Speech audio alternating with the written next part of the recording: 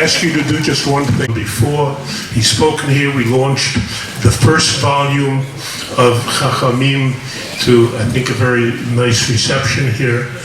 The book is wonderful. I got an advance copy, Rav Lau, and I spent all of their Shabbat reading it. It's marvelous. Every home should have both volumes. Tonight only, when you walk out that door, you'll be able to get a Metzia, because you'll be able to buy the book at a discount. It's a wonderful book. I'm looking forward to the other 4 or 5 volumes. Interviewing him, I think you all know about Rabbi Lau, so I don't have to give you his glorious background, except I would make one comment to you.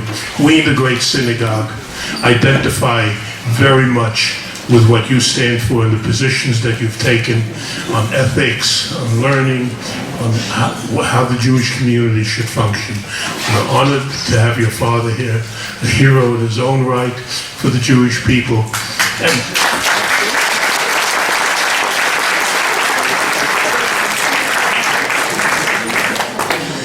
And Gila Fine, who is the editor of Maggid Books, employed by our publisher Matthew Miller, with whom we've done all of these programs.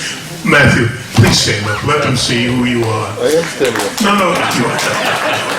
Stand up and take a bow. Many of the programs we've done in conjunction with Matthew.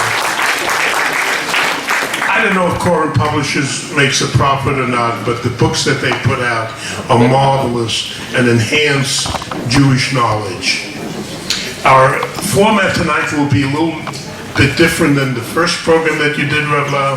It will be a conversation between Rav Lau and Gila Fine.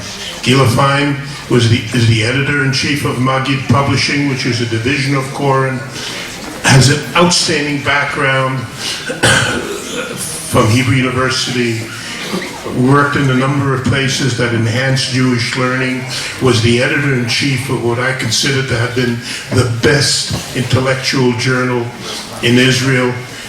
Unfortunately, Azur is no longer being published. Gila, may I introduce you, and Kavod Rav, to please come up to the stage.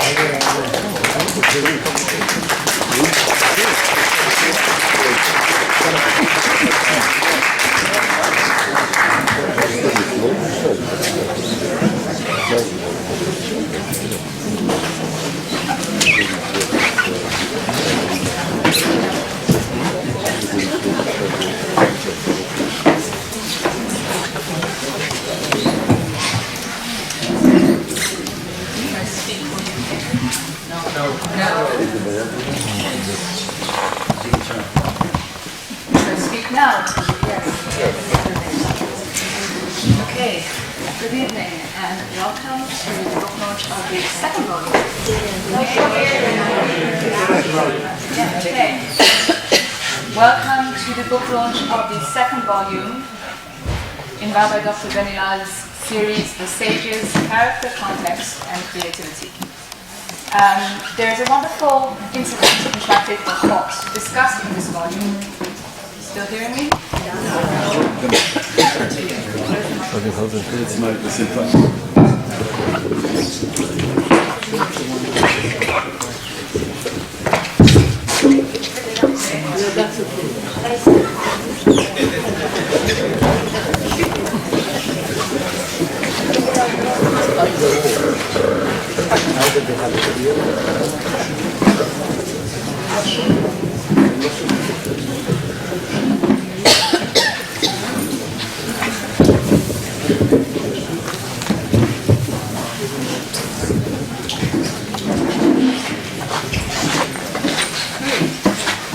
There is a wonderful incident in Tractate for Thought discussed in this volume.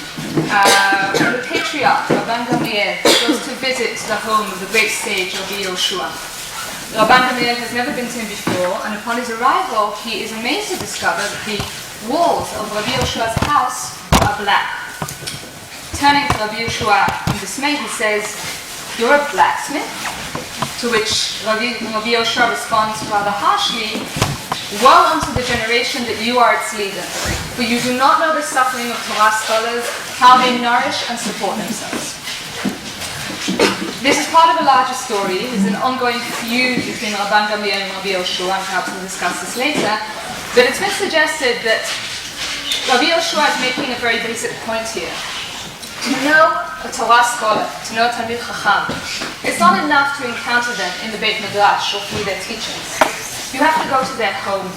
You have to see the color of their walls, what they eat, how they make a living. And this, I would argue, is precisely what Rabbi does in the Sages. He offers you a glimpse into the world of Chazal, their teachings, yes, but also their personal lives, their relationships, the political context in which they acted. It's the world of Chazal as you've never seen it before. Before, I would say launching, but that's a horrible pun. Before going into the second volume, I'd like to ask you about the series. What you do in the Sages seems to really fly in the face of the traditional Jewish attitude to Chazal. We've been brought up to believe that Chazal is somehow timeless, that they are ahistorical. The Talmud says they're like angels. What you presuppose in the Sages is that Chazal are actually extremely historical, that they are very much a product of their era and that you cannot understand them without understanding their era. I guess I'd like to ask, doesn't that somehow take away from their greatness, from their authority, from the timelessness of their wisdom?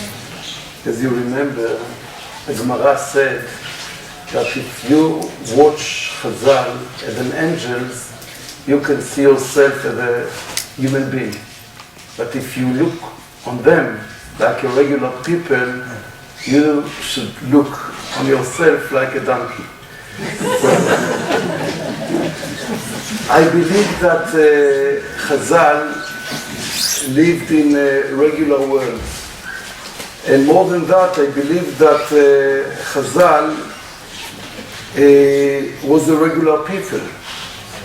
I believe that Chazal had the whole problematic situation that we have, the whole Yetzer Tov and Yetzer Ra. They have the willings, they have the negative, they have everything that we know about ourselves, they have. And I think that by using that idea about Chazal, doesn't mean that I put them in a very low situation. I think that I appreciate everything that they did because that. I think that if I put them in a situation of angels or out of the world, it will never affect my life. And I think that the only important thing by learning the Torah is what you are doing with that. It can be the prophets, it can be sages. You know, the code in this area is Chazal, means that they need to pass away. Chachamim zichronam livracha. So people ask me when I will finish this sidra, kol old people will die, they include this sidra. And Baruch Hashem, it can be a long sidra. The truth is that this sidra started by shiurim, a regular shiurim, that Knesset Ramban 10 years ago asked me to give shiur Shabbat afternoon Pirkei Avot. Everyone learned Pirkei Avot, and I include myself with everyone. And when I jump into that shiur, I start playing by combining the figures with the biography, or should say the text with the context. In Hebrew, we can say, you know, I will tell you the slogan that the kids or the youth used to say, Chaval al Azman. You know that everyone should know that. Chaval al Azman. Maybe some people think that it's English. Chaval al Azman. Okay. Chaval al Azman, it's positive or negative? Okay. Chaval al Azman, it's strong positive word. Chaval al Azman is excellent. So I thought that the name of the Hebrew Sedra original was Chazal al Azman. I try to say that I take the sages and put them on the context, on the time. Because if you learn the history, the background of the life, the whole sages, then you start to understand the dilemmas, you understand the whole stories, you understand even the law, you understand the arguments, you understand yourself. And thanks God, the volume 4 in Hebrew finished a few months ago. And I heard that Matthew Miller published volume 2, second volume of Sages. I can't read it, it's in English. But I heard that it's very nice translation. And I should say, באמת, a great shkoyach. First of all, to Matthew Miller that did this area. I want to mention my very, very close friend, Jay Pomeranz, who they met to memory the parents of his wife and himself. They took the responsibility to this area. And Ilana Kurshen, who translated this volume, I think that I heard that she did a great work. So, and as we say, I will forget it in the end, so I will say it now. I didn't bring Ima because Ima, as many of you know, is English speaker. So she can't hear me speak English. So I brought Abba. Abba is Galicianer and he understands all my mistakes and he can forgive me. So, zeu. We used to say, זה מה שיש. This is my level, I will try to do my best, Gila. Let's go. So let's go. The second volume is entitled From Yavne to the Bar Kokhba Revolt. It opens at one of the darkest periods in Jewish history, the destruction of the Second Temple. Over 1 million Jews have been massacred, tens of thousands have been exiled. Life as the Jews knew it had come to an end. Into this aftermath steps Rabbi Yochanan ben Zakkai. The Talmud relates how, on the eve of destruction, the Roman emperor granted Rabbi Yochanan one request. And Rabbi Yochanan, instead of asking that Jerusalem be spared, that the temple be allowed to remain standing, said, "Give me Yavne and its sages. If Jerusalem is going down, let me rebuild Jewish life in the Beit Midrash of Yavne." And he does, and you describe in great detail how he goes to Yavne and creates essentially a new Judaism, a Judaism independent of a temple. Was this great historical foresight on behalf of Rabbi Yochanan creating a Judaism that would survive 2,000 years of exile, or was this a tragic failure to save the temple? Truly, this is one of the hardest questions that we have in the Jewish history and in Jewish philosophy. I can mention a story, the last story of Rabbi Yochanan ben Zakkai, and believe me, we didn't prepare that, but we prepared nothing. The last story that the Gemara mentioned about Rabbi Yochanan ben Zakkai, just before he passed away, his student came to him to ask him the last bracha that they can get, and they saw him crying. He cried, and the student was shocked. You, Rabbi Yochanan ben Zakkai, with all your great mitzvot, why? Why are you crying? And he answered, I really don't know where I'm going to. I know that there are two paths, two lines that I'm on the way. I can go to Gan Eden or to Gehenom. And I'm not sure what direction Hashem will take me, to this way or to that way. And one of the greatest parshanim take this dilemma, this situation of Rabbi Yochanan ben Zakkai, and explained that he didn't know just because your question. He didn't know if he will be the hero according to Jewish history, or or he will be the enemy of the Jews. He didn't know. And one generation later stood the great leader of the Jewish people, Rabbi Akiva. And I can promise you that every Jew identifies himself as a Talmid of Rabbi Akiva until today. And stood Rabbi Akiva maybe 50 or less, 40 years later, stood and say, stupid Rabban Yochanan ben Zakkai. Instead, standing and say to the empire, keep Yerushalayim, don't destroy Yerushalayim.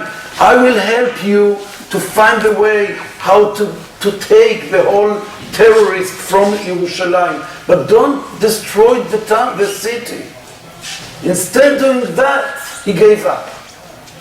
And Rabbi Akiva, באמת, he was so angry about Rabban Yochanan ben Zakkai, and I asked ourselves, what we say about that? This is, we should, it's not something that we play with. I think that this argument between Rabbi Akiva and Rabban Yochanan ben Zakkai is one of the biggest arguments that we, the Jewish people, between the diaspora and the Zionist movement, between the people in Israel, the left and the right, between the whole dilemma of the nationalism and Jewish as a culture or as a religion. This is one of the most important questions that no one can answer. This is our history, our biography. So I will keep ourselves in the junction that Rabban Yochanan ben Zakkai left us, with the tears that hopefully that Hashem took him to the right place. I have no answer. Have you noted the first question of this interview was unanswered? Let's try and answer the second one. Moving from Rabban Yochanan to his disciples, Yavne is really, in many ways, the formative period of halakha. The Beit Midrash has now assumed center stage in Jewish life, and the various approaches, the various philosophies that comprise the halachic system come into conflict and must be resolved. In your book, you go through the different rabbis who make up the world of Yavne and the various halachic approaches each one represents. I'd like to focus on two of these rabbis, two who are perhaps at the extremes of the halachic spectrum. On the one hand, we have Rabbi Eliezer ben Horkinus, who is the great traditionalist, the conservative, the man who fights passionately for the faithful preservation of the tradition as we have it. On the other hand, we have Rabbi Yoshua ben Hanania, who is the great innovator, who celebrates the chidush, the creativity of the halachic process. The truth is that before Rabbi Yoshua, you put these two figures, Rabbi Yoshua and Rabbi Eliezer, as two extreme different leaders in the Yavne generation. Before Rabbi Yoshua, we heard about another name that in the Mishnah world no one heard about him. It's Rabbi Elazar ben Arach. Rabbi Elazar ben Arach, according Pirkei Avot. I will do it very short because this is not your question or your subject, but we used to say that in Pirkei Avot we have many statements, many sentences, many words that Chachamim said that no one argues with, everyone has his own mishpat. But the truth is that we have one argument in Pirkei Avot. And the argument is when Rabban Yochanan ben Zakkai count his students, said I have 5, and he counted them. And then he said he gave each one of them, he gave a nickname.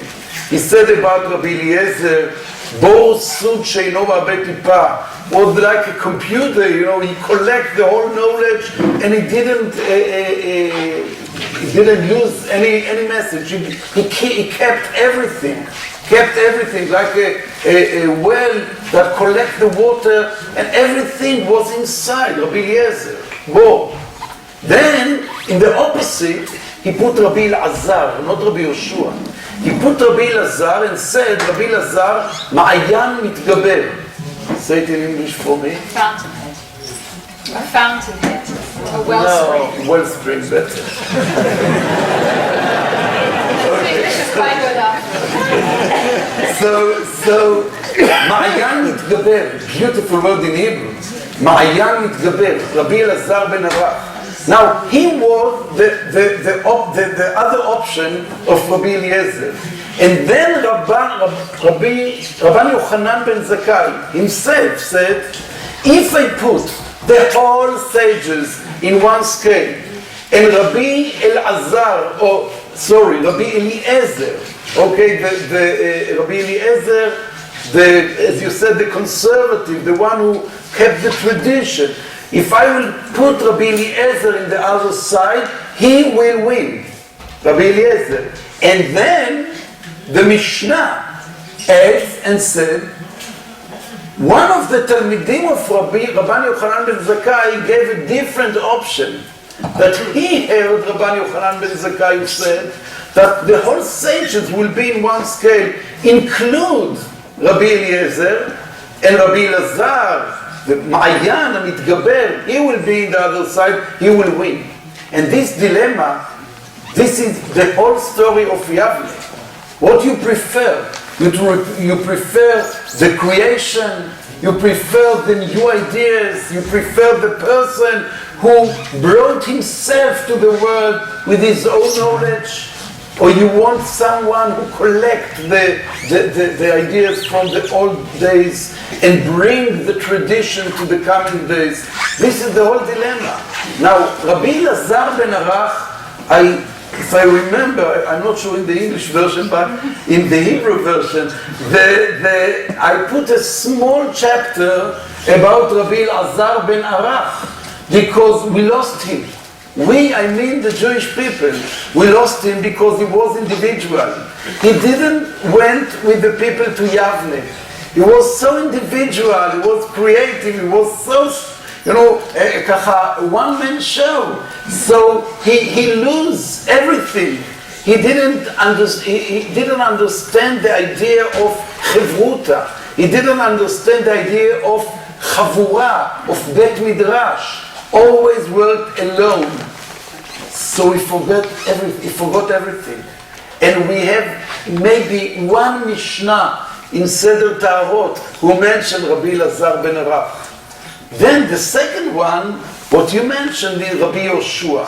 Rabbi Yoshua was born in Bet HaMidrash. His mother, the Mishnah said, his mother used to brought him as a baby to Bet HaMidrash just to hear the voice, Now, it's so interesting because Rabbi Eliezer was what we call Chozer B'Tshuva. He came far away from Bet HaMidrash. His father was a farmer. He had no knowledge, no background. He needs to cut his roots from his original place and to start new life, like adopting in Bet HaMidrash. Rabbi Yoshua was part of the regular life in Bet HaMidrash. This is the two options that we... It's very interesting because it's precisely, I think, because Rabbi Yoshua, and you said it's quite beautifully in the book, it's precisely because he's born into that world that he feels so at home, so comfortable, so able to make the changes he would.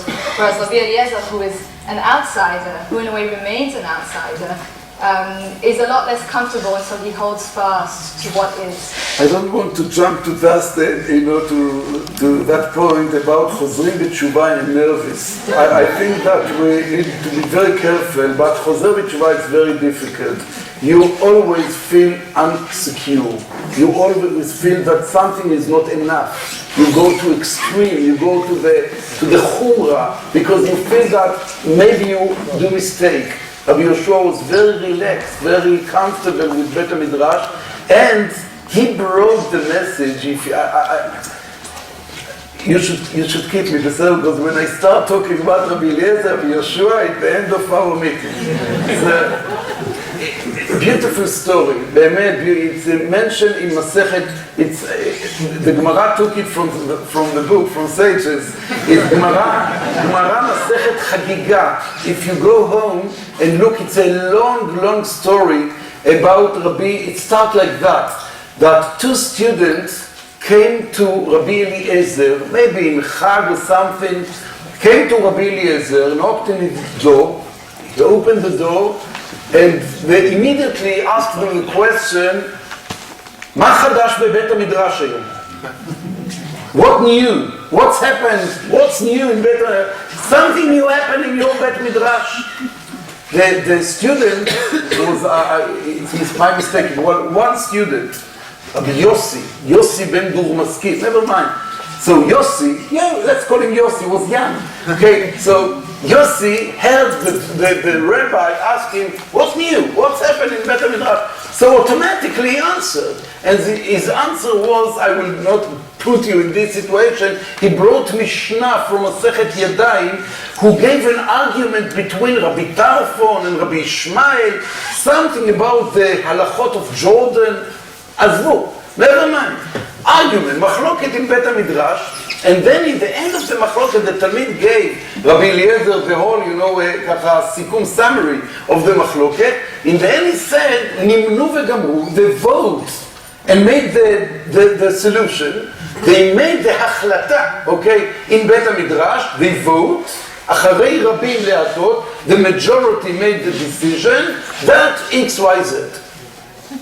Rabbi Eliezer heard that and said, Yossi, take your hands and keep your eyes, because I throw your eyes to your hands. Okay, so Yossi, in shock, took his hands, and Rabbi Eliezer, like a miracle, he watched him, and the eyes of Yossi fell down to his hands. And then the Mishnah, the Gemara said, that Rabbi Eliezer started crying. I don't know why. I brought the whole, all the ma'ot, the whole tears I brought this evening. So Rabbi Eliezer started crying and said, now as a blind, you should go back to your rabbis, Beit HaMidrash, and tell them that they should be very careful, because they spent the whole assembly in Beit HaMidrash dealing with this question. I heard that from Rabban Yochanan ben Zakkai. He heard that exactly the same question that you, a year or I don't know how long you took to this subject. He heard that from his rabbi, and his rabbi from his rabbi, Halacha leMoshe miSinai, from Har Sinai. We got this message that the halacha is XYZ. So, said Rabbi Eliezer, in the end, mazal, good luck, you did the right decision. You mean your rabbis. But the system is completely wrong. You should listen to the rabbis, and the rabbis will bring you the halacha. You shouldn't create your own knowledge. You shouldn't make the assembly with votes, with the self ideas in Beit Midrash. This is the first part of the story.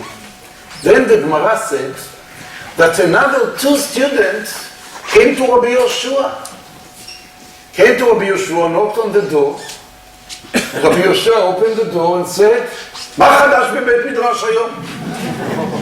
Exactly the same question. What new? So these two students say, hey, listen, Rabbi, we are your students. We have nothing to say except what you tell us.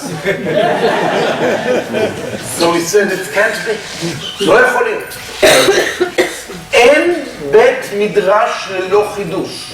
If you are a student in בית מדרש, the idea of בית מדרש, something need to create there, something new should happen there. You shouldn't follow the sentence, the laws, the ideas from the rabbis. Ma chadash? And they didn't answer. So he pushed them and said, who was the rabbi today? So they answered, Rabbi Elazar ben Azariah. Maybe we will jump to him later. Rabbi Elazar ben Azariah was the partner of Rabban Gamliel, the president. So he said, Rabbi Elazar ben Azariah, they answered Rabbi Elazar, and they didn't say anything. Just he was the leader today. And then Rabbi Yoshua pushed them again. What he said? What was the drasha?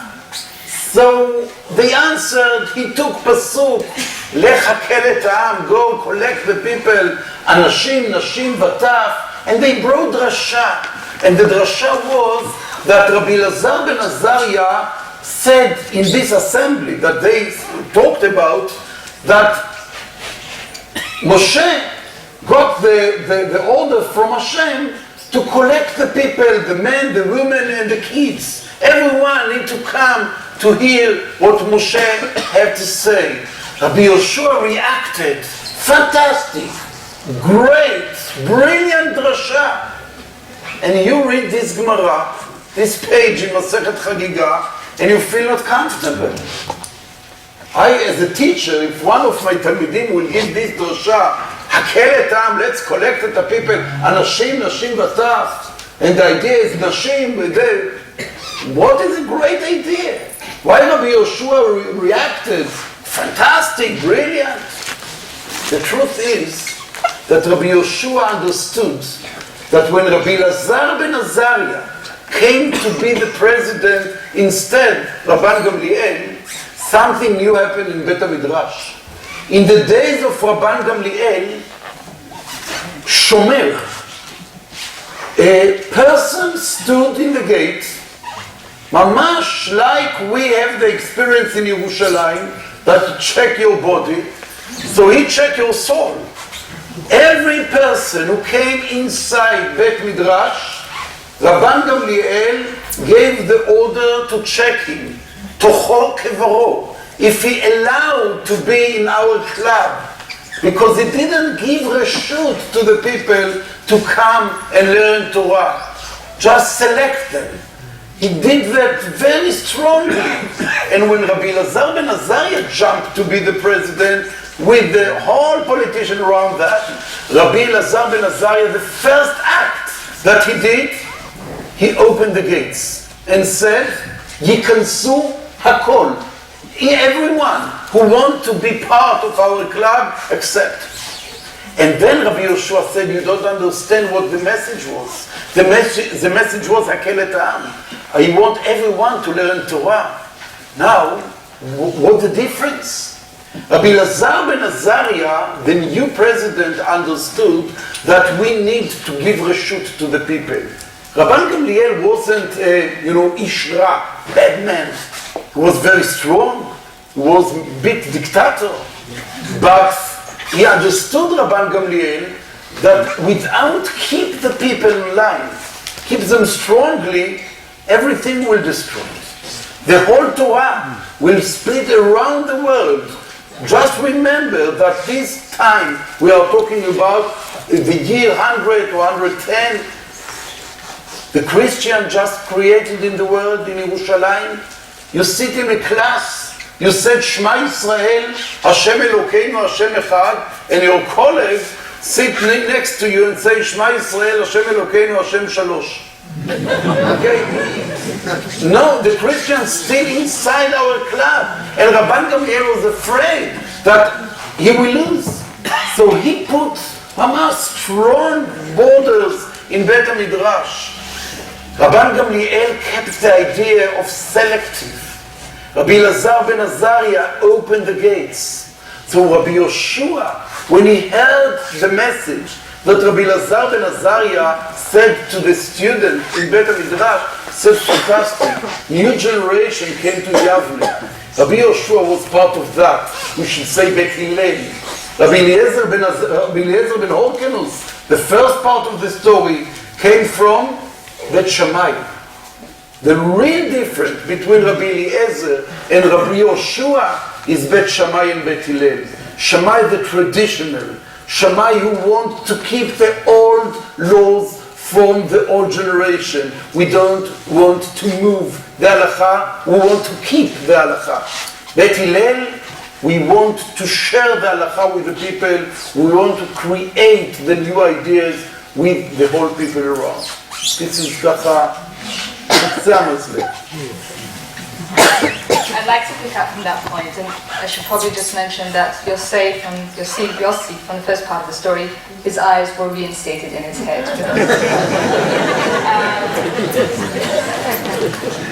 I'd like to pick up with the tension between Rabbi Eliezer and Rabbi Yoshua.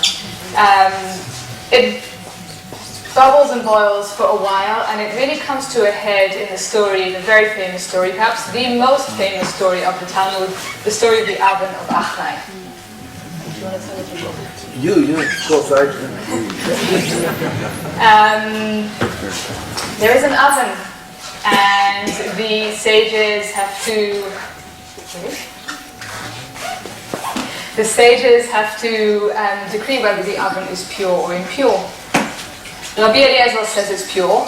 The entire sage community says it's impure.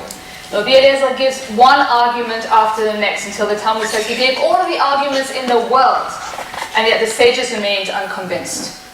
And so Rabbi Eliezer, in his frustration, says, well, if I'm right, and the halakha is that this oven is pure, this carob tree will prove. And the carob tree uproots itself and moves to a different part of the garden or field. And the sages, rather unimpressed, say, yeah, but we don't prove halakha by carob trees. So Rabbi Eliezer says, well, all right, if the halakha is, as I say it is, that these canal waters prove. And the canal waters start flowing backward. And the sages, equally blasé, say, yeah, but we don't prove halakha by canal waters either. And so he says, well, Rabbi Eliezer says, if halakha is, as I say it is, let the walls of the Beit HaMidrash prove. The walls of the Beit HaMidrash tilt. At which point Rabbi Yoshua gets up and says to the walls, this is none of your business, stay out of this, this is our argument. Rabbi Eliezer, having no other choice, says, well, if halakha is like me, let the heavens prove it. And a heavenly voice comes out and says, you know he's right. You know halakha is by Rabbi Eliezer, halakha is always by Rabbi Eliezer. At which point Rabbi Yoshua says, it is not in heaven. Halakha is down here, and we the sages are the ones who decree halakha. If I need to give tziyun, mark to your story, 9. two mistakes.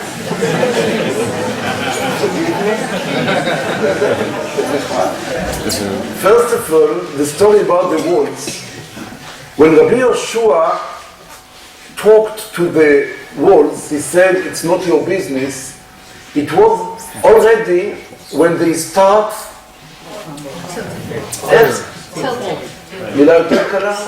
falling. Okay. So they found themselves like a pigeon, they found themselves on the way, and they didn't know the walls. The Gemara said that the walls didn't know what to do. They have the whole respect to Rabbi Yoshua, so they didn't fail. But they have the whole respect to Rabbi Eliezer. So the Gemara said beautifully, he said, ve'adayin matim ve'omdim. Now, the words adayin, still, they still, the words still don't know what to do. And I think that it's beautiful because since the Gemara days, when in the 5th century, 4th century, who knows, okay, more than 1,500 years, millions of Jews read this story, and each one of them read this line and say, Adayim matim ve'omdim. These walls still, you should understand the situation, it's a symbol. We can keep Bet Midrash like that, or we should close the Bet Midrash. The walls, it's the symbol, and we said we don't know what is right. Rabbi Eliezer or Rabbi Yoshua. The second thing was, if I have reshut, that when Hashem said, why you argue with Rabbi Eliezer, he didn't say just Rabbi Eliezer halacha kmoto. He said Eliezer b'ni. He is my son. Don't never argue with my son, because Abba always will say that my son is right. And then if I could counter that, the story goes on to say that at that moment, God in heaven apparently, when Rabbi Yoshua rather brazenly says, Halakha is not in heaven, we're going to make this decision, apparently God laughed and said that my sons have defeated him. So Rabbi Eliezer is his son, but so are the rest of the sages. They are all his sons. All my sons. This is the point. Now, I think that the idea until today, look around. I will give you something that I didn't know, but I found in one of the books that I learned a footnote who mentioned an article that published in a book from Hungary or from Germany in the 19th century, and the Choveret, the booklet name was Ben Hanania. Ben Hanania, volume 3, something. So I went to the library, the National Library, Sifriya Leumit, and I tried to find this booklet, Ben Hanania. It's in Germany, and I tried to understand even the titles, just to understand what's up. I brought it to someone who can read it, and then I looked to the background of the author of this book. The name of the author is Leopold Leff. Leopold Leff. Someone want to point that he know the name? The person who started the new movement in Hungary, the Neology. The Leopold Leff. Reform. It's the kind of reform in Hungary. Now, why he called this booklet Ben Hanania? Ask around, no one understands. But he took the name of Rabbi Yoshua and said, I'm his son, Yoshua ben Hanania. And the idea of taking the whole idea of the reform or the neology and said, I am in his steps. I'm Rabbi Yoshua ben Hanania. Now the modern Orthodox show that they are follow the steps of Rabbi Yoshua ben Hanania. I can promise you that the Ultra Haredi also believe that they work everything in the steps of Rabbi Yoshua, because halakha is Rabbi Yoshua ben Hanania. But the truth is that if you want to link yourself with Rabbi Yoshua ben Hanania, you must take very seriously the idea that Torah given from heaven, but it's not in heaven. This מאוד complicated idea, this is the whole Torah of Rabbi Yoshua. Lo b'shamayim mean that it's your responsibility. You need to do something to move the halakha, but listen carefully, because the Torah given from Hashem, it's not yours, it's in your hands. This is Rabbi Yoshua. Okay. So much has been written about the story, and I'd actually like to read on to the epilogue, because people usually read the story of the Avon Rachnai, and they get to the point of it is not in heaven, and my sons have beaten me, and it's all happily ever after, and they stop reading. But the story continues. There's an epilogue which is very difficult, I think, and really problematizes everything that comes before. Again, we love this, it is not in heaven, it's a sort of triumph of human innovation and majority rule. But then in the name of majority rule, in the name of this democracy of the Beit HaMidrash, Chazal go on and do something patently anti-democratic. They excommunicate Rabbi Eliezer, and they collect everything Rabbi Eliezer has ever pronounced pure and burn it. It's rather extreme. Is there really no room in the Beit Midrash for Rabbi Eliezer and his traditionalism? it's hard. We should remember that the man who made the decision wasn't Rabbi Yoshua. The man who made the decision was the president, Rabban Gamliel. Rabban Gamliel was brother-in-law of Rabbi Eliezer. And to make this decision, it's to break the family. And he made the decision. We should remember that the same Rabban Gamliel did exactly, not exactly, but almost the same, trying to do almost the same to Rabbi Yoshua. Let's discuss that in a minute. Yes? Okay, we have the holy. Right, no one's in a rush, right? Keep your own eyes. The title was something about Bar Kokhba, but who cares?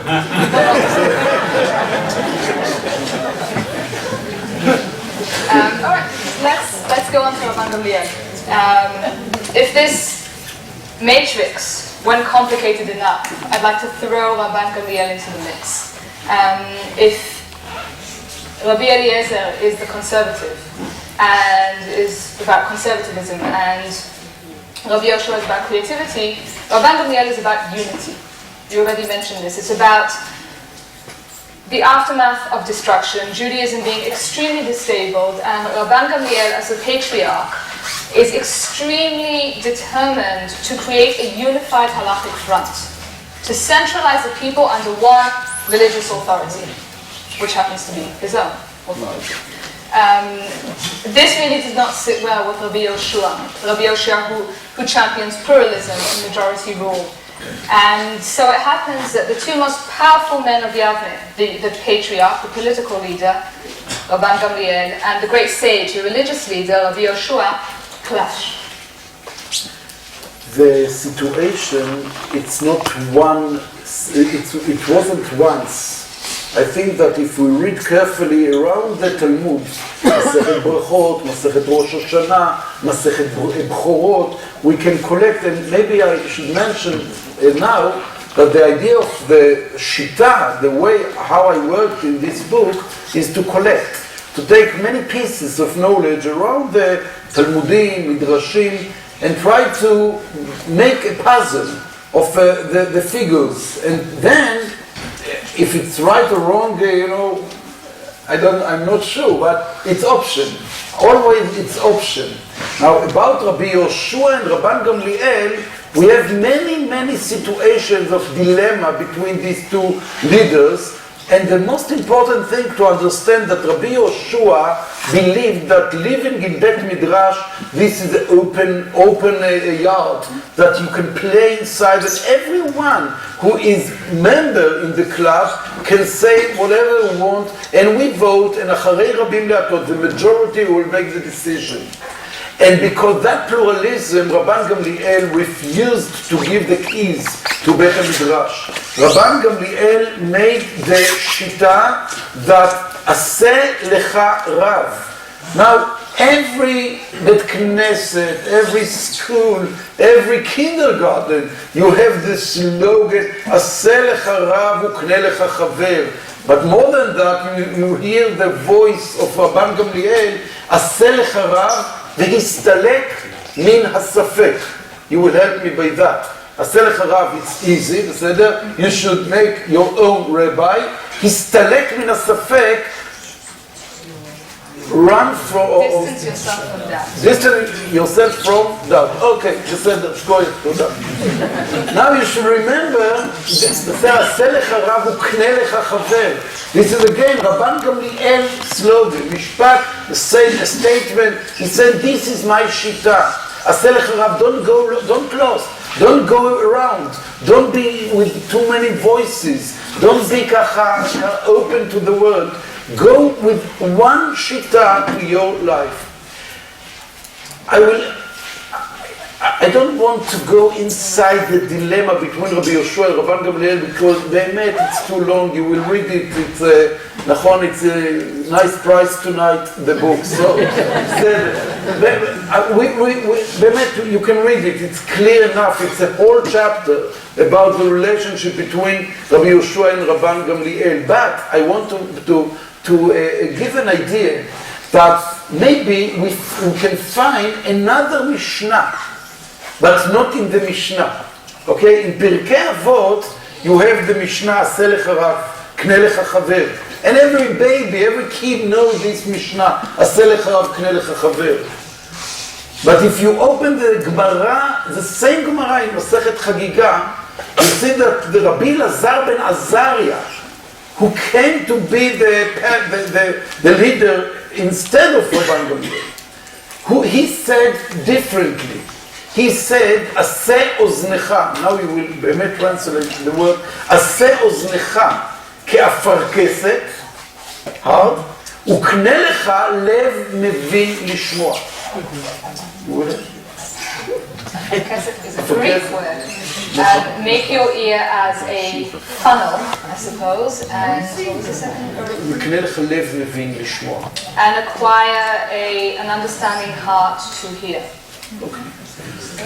Now the Gemara, just look, try to see the words in Hebrew, because you cannot understand the idea in English. You see the words for Rabban Gamliel, Aseh, 2 lines, okay? You see 2 lines in the virtual sitter. Aseh lecha, בסדר? Aseh lecha rav, Kneh lecha chaver. The verbs is Aseh, Kneh. Aseh lecha rav, Kneh lecha chaver. Now open the page in the Gemara in Masechet Chagiga, Daf Dalet, and you see the same, exactly the same Mishnah that Rabbi Lazar, the alternative Mishnah, who said, Aseh oznecha, ukneh lecha lev mevin. Mean, it's your own responsibility. You should take care about your life.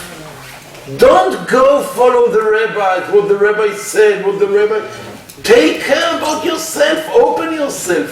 Aseh oznecha ka'afarkeset, you know what it means? It means listen to the whole voices in the world. Because afarkeset is a place that you hear everything. Just then, after that, after Aseh oznecha, then Kneh lecha lev mevin, then you need to select. Then you need to make the differences between voices and to accept one voice, or to read off another voice, to make the selections. But who will do that? You will do that. And this is Rabbi Lazar ben Azariah. Now, interesting, Rabbi Yehuda Nasi brought Rabban Gamliel to the Mishnah and not Rabbi Lazar ben Azariah. This is a different situation. I think we're going to try and fast track a bit because we have to get to Bar Kokhba. But I want to say there is a long and very complex, very fascinating feud between Rabban Gamliel and Rabbi Yoshua. The upshot of which is that Rabban Gamliel angers the sages so much he is deposed and replaced by Rabbi Elazar ben Azariah, who's, as you mentioned, whose first order of the day, the first thing he does on his first day on the job is to remove the guards from the doors of the Beit Midrash and allow the multitudes to enter. And the Talmud says that on that day, many hundreds of new benches had to be added to the room because so many people came in. The result of this day, of this pluralism, the same pluralism Rabban Gamliel was so afraid of, was that there was not one, the Talmud says, not one unclear halacha that was not explained on that day. So this pluralism, which Rabban Gamliel was so afraid would lead to a proliferation of disputes, actually leads to a proliferation of Torah, which is very much a Talmud coming down on the side of Rabbi Elazar ben Azariah and the multiplicity of halakhic opinion. Rabban Gamliel is reinstated, partially reinstated. He's allowed to keep his political powers, but less his religious powers, and this dispute apparently didn't do too well for his social life, because in the next scene of our story, we encounter the sages of Yavne at the Seder table. I'm sure you all know this. Rabbi Akiva, the great sage of the next generation, throws a big Seder in his home in Bnei Brak, and anybody who's anybody in Yavne is at that table, except Rabban Gamliel. the truth is that we're not sure who is the original and who is the alternative Seder.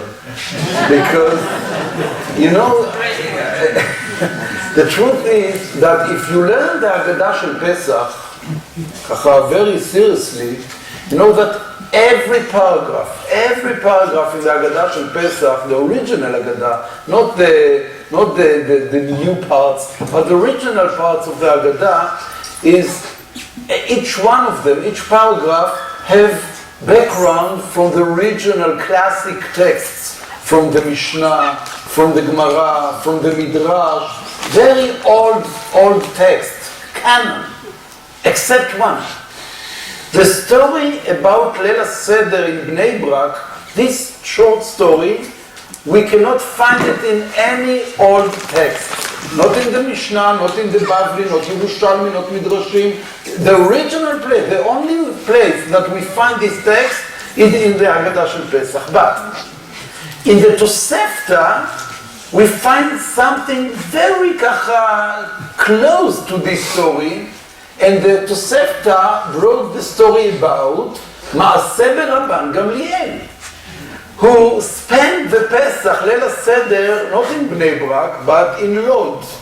And he had the whole group around him, and they had the lovely story, you know, the whole evening until the morning.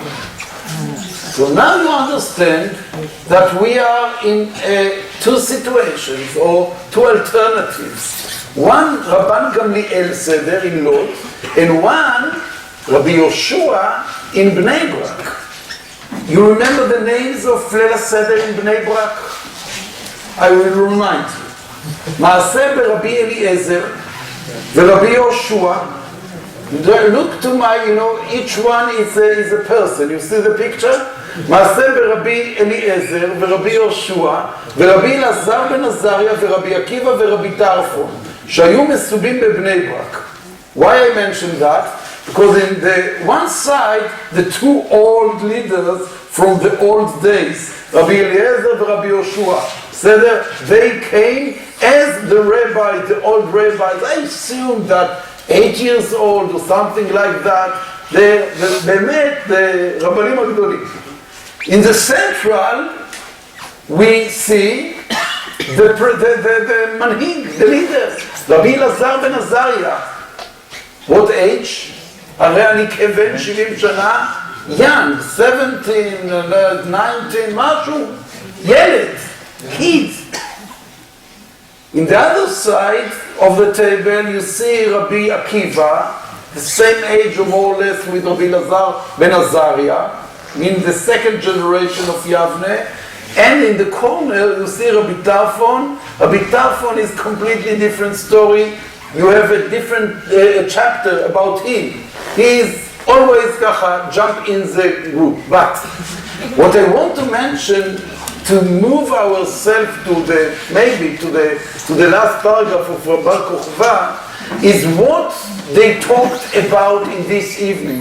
What was the subject of Leil Seder? If you look carefully to the story of Rabban Gamliel in the Tosefta, they spoke about Hilchot HaPesach. I will do it shortly. The message of Rabban Gamliel was, in Leil Seder, in the night of Leil Seder, we need to celebrate that we went from Avdut, from slave of the Egyptians, and we become Avdei Hashem. Hallelujah, hallelujah, Avdei Hashem. We are the servant of God. This is the message of Pesach. Nothing more than that. We serve Hashem, Avdei Hashem. This is the idea of Pesach. When you hear the story in Bnei Brak, in the old Bnei Brak we should say, the Bnei Brak of Rabbi Akiva, what they talked about? About Betzet Yisrael Mitzrayim. We want to hear the voice of Yetziat Mitzrayim, because according to Rabbi Akiva, to say just the message of serving God, it's not enough. We want to combine the idea of Avdei Hashem to the second chapter of Hallel and say, Betzet Yisrael miMitzrayim. In other words, we want to make the revolution, we want to do something against the Romans and to say that we independent in the world. Milchemet HaAtzmaut started in Leil HaSeder in Bnei Brak. That Rabbi Akiva argued with Rabban Gamliel and said, you think the Jew can live like Rabbi Yochanan ben Zakkai, the Jewish life, the culture, the religion, in diaspora, without temple, without Jerusalem? No way. Yahadut should be a state. Yahadut should be a mamash, according to Rabbi Akiva, nationalism. We want to combine the religion. It's like now it's bchirot, to combine the idea of religion and nationalism, and then start Mered Bar Kochva. This is the whole new message of Rabbi Akiva in Leil HaSeder. I think it's that passionate nationalism of Rabbi Akiva that leads him to be a driving force behind the Bar Kochva revolt. Without Rabbi Akiva, I 100%, without Rabbi Akiva, Bar Kochva couldn't do anything. Anything. Rabbi Akiva was the spiritual leader, the engine, the leader who moved the 1,100 people to the war. He was the one who said, this is the Retzon Hashem. He gave the power to the people, and because Rabbi Akiva, the majority of the Jewish people include themselves to this situation of Mered Bar Kochva. I'd like to ask you about that, because I think you developed the entire final section of the book to the Bar Kochva revolt, and it's here I think that your book is at its most daring. You tell the story of the Bar Kochva revolt as I think we all have come to know it. You speak of the terrible persecution by the Romans, the ban on circumcision, the turning of Jerusalem into a pagan city. You speak of the great valor and strength of Bar Kochva, and you speak of Rabbi Akiva's passionate support of Bar Kochva, whom he considers to be the Messiah, the King Messiah. At the same time, you tell a different story, which is a story I think far fewer people have heard. You speak about the arrogance of Bar Kochva, his godlessness. You say how not all the rabbis were actually behind this revolt. Yes, Rabbi Akiva was a powerful leader, but Rabbi Yoshua, the rabbi of Rabbi Akiva, and Rabbi Ishmael, the peer of Rabbi Akiva, were actually very much opposed to this revolt. So it's as if what we grew up to believe was this great struggle for independence was a much more controversial thing at the time. Moshe, 2 minutes. I must tell you that this part of the book, the two last chapters of the book, is the most difficult chapters. As an Israeli, I grew up with a song about the heroism of Bar Kochva, and we used to say, "Kol ha'am ahav oto." The whole nation loved him. כל העם אהב אותו, הוא היה גיבור. בר כוכבא, איש היה בישראל, ל"ג בעומר. He was our hero.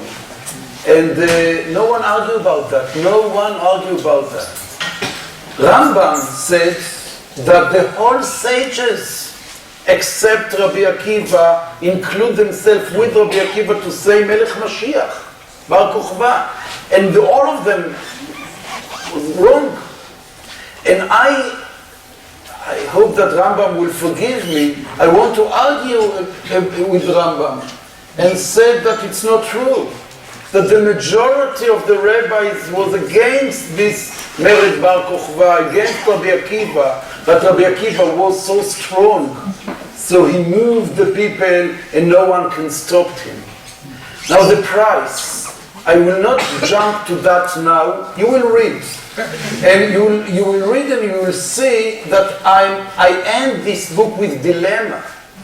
Because some people will say it was fantasy.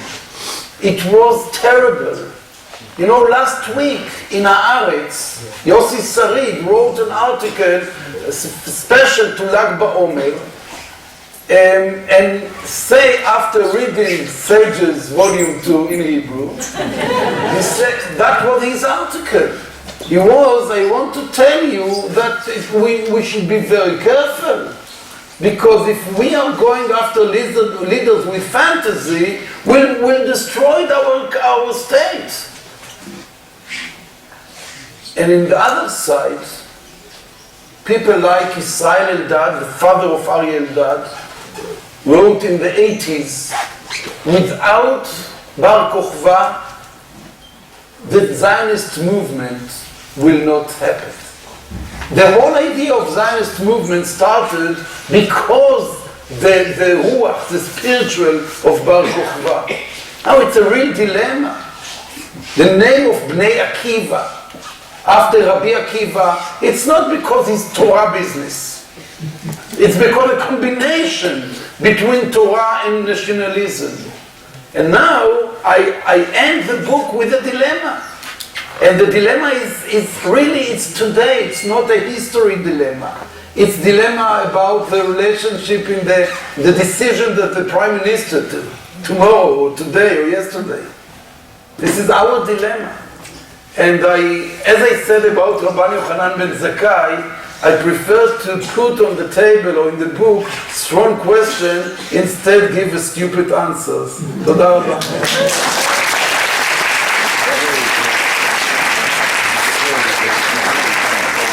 Just bear with us a few more minutes. The reason I curtailed the time with the issue of Rabbi Akiva, it's must reading.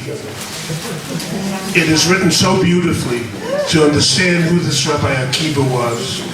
But more important than that is to understand the tremendous impact he has on the creation of the state and the dilemmas that we now have because of some of these issues. You can get the book at a discount. I just want to announce we'll have a meeting from Aaron in the Sephardi synagogue next door. Toda Rab, it was a wonderful evening again. Gila, you elicited the right information. Thank you. For those of you who turned off your telephones, please turn them back on again. I don't remember driving like